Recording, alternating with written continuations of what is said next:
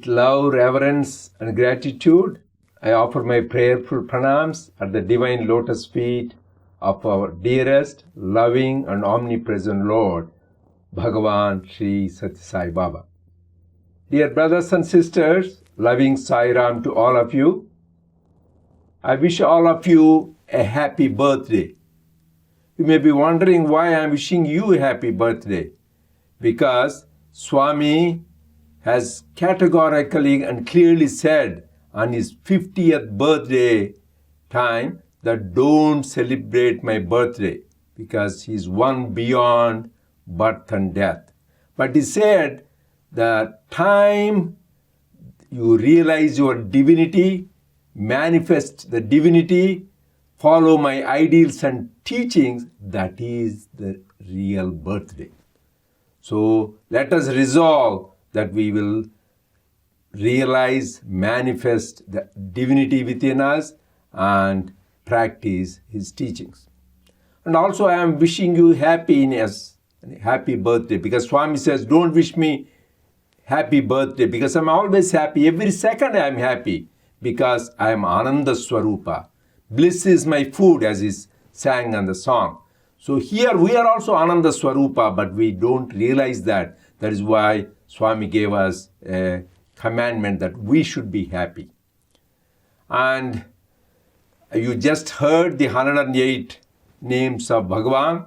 It's beautifully rendered.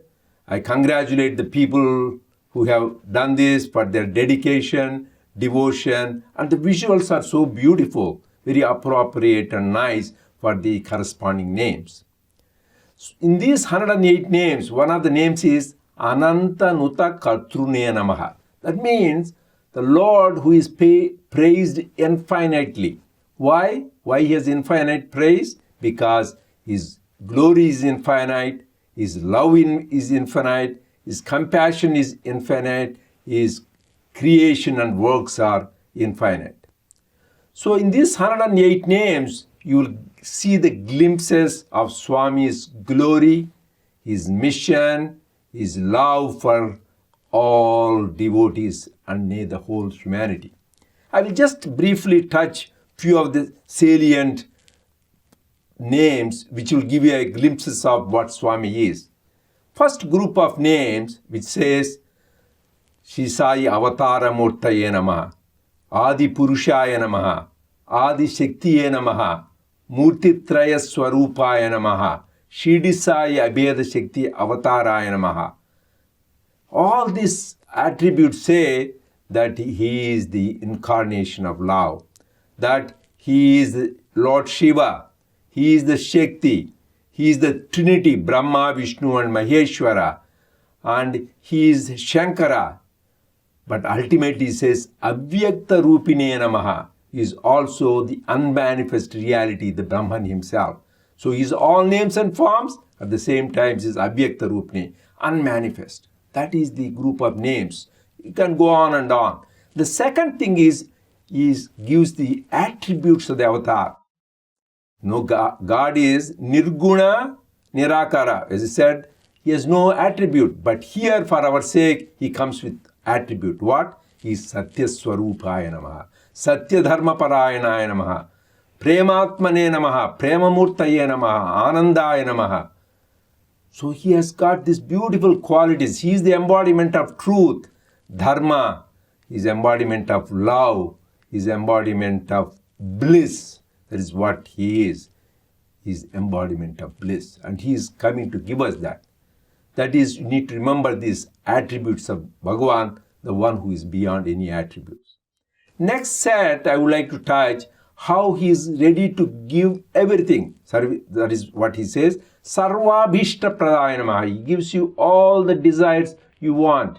And he gives you Arogya Pradaya Namaha. He is Annavastradaya Namaha. He is Abhaya Pradaya Namaha. He is Jnana Pradaya Namaha.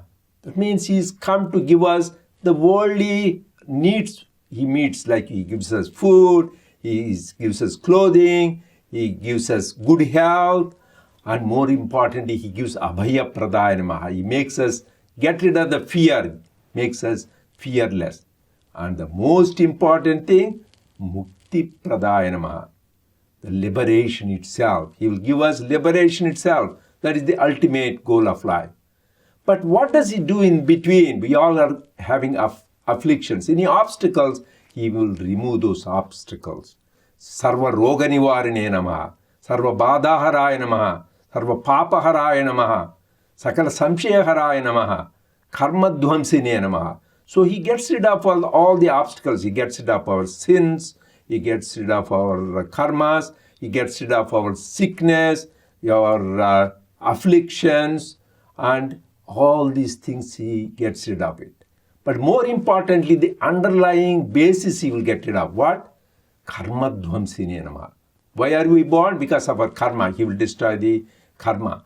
Sakala Samshaya Haraya Namaha. All the doubts we have, he will remove it. Because as we talked about, Lord Krishna says, Samshayatma Vinashyate. The one with doubts will perish. Whereas Shraddhavan Labate Jnanam. When your doubts are gone, you have God, that supreme faith, then we'll be liberated. So how Swami gives us everything what we want. That is the glory of the Lord. So we can go on and on. Just I wanted to touch few highlights of that. Because Swami said he came to give us joy in his discourse, birthday discourse in November 1960. Swami said, this is very important for all of us to remember.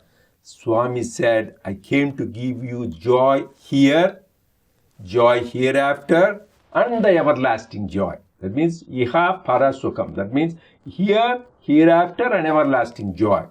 So when Swami has assured such a wonderful thing, which makes us very blissful and happy, what is our duty? How can we express gratitude? I asked this to Swami. Swami, you do everything for us. What can I do? Swami said, be happy, be happy, be happy. So brothers and sisters, let us be happy, be blissful, live in bliss. Why are we not able to live in bliss? We are Ananda Swarupas, we are embodiment of bliss. Why are we not able to live in bliss? Swami has said 3 reasons. One is Mala, Avarana, and Vikshepa. What is Mala? In English, it is impurities. And Vikshepa means agitations. And Avarana means covering. Let me explain to you so that an example Swami has given. So you go to a lake. There is a full moon day. Beautiful moon is there, full moon. You want to see the reflection. You go to the lake and lake is dirty. It's all dirty. Can you see the reflection? It is very hazy. Okay. Then, water is pure, water is clear, but there are waves, ripples in the lake. Can you see there is an image is distorted? You cannot see the image of moon clearly. Okay, water is clear and no waves, but there is a lot of mass, algae covering that. Can you see that? You cannot see. So these things, dirtiness or impurities in water, or ripples in water, are covering, will make no reflection of the moon. Similarly, if our heart and mind is covered with impurities, our mind is agitated, or covered with ignorance, we cannot experience bliss. But we don't need to get discouraged. There is solution Swami has shown. How do you get rid of the mala, the impurities? That is through Nishkama Karma Yoga. Doing selfless service. Selfless service purifies our heart. That is why we say purity is divinity. Blessed are the pure in heart, but they shall see God. But how do you do selfless service? I touch mainly 3 important points. Number 1, when we do service, we should say it is Narayana Seva. We are really serving God, not the people. Service to man is service to God, Swami says. That is most important, the attitude we should have. Second is, we should remember this is for our own transformation, wherein to get rid of our ego. 2 major obstacles when do selfless service, ahankara and mamakara, to get rid of our ego and to get rid of the attachment. So when we practice like that, the impurities are gone. Second thing is vikshepa. Mind gets agitated, not focused. So then you cannot experience the bliss. What is the solution? For that bhakti yoga, love, develop pure divine love. Love for love's sake. This love should be one-pointed. Not only one-pointed, it should be intense towards God. Don't try to waver, go here and there. And for that, the easiest is the repetition of the sweet divine name of Lord, Om Shri Sai Ram. Swami has assured, once he wrote a letter to the teachers and students in Vrindavan, the one who has name of Sai on his tip of his tongue, he will be a Jivan Mukta, be liberated when alive. So that is the assurance Swami gave. So this is practicing divine love will get rid of our this vikshepa, agitation. Then finally the avarana, the covering. We are all covered by ignorance, confusing rope to be a snake. That is a classical example. In darkness, you go to a rope and you think it is a snake. Similarly, we think this world is real. We identify ourselves with the body and mind and intellect. We should say we are the Atma. Then we'll be in bliss. This is how do you do that? Jnana Yoga, path of self-enquiry. Then we will realize that we are divine. Realize that everything is a dream. Swami said, life is a dream, realize it. In the night, we go through many experiences, good and bad, in our dream. The minute we wake up in the morning, it is gone. Similarly, that one we experience in the daytime, Swami said, that is also a daydream. So once the knowledge, jnana dawns, even the daydream disappears.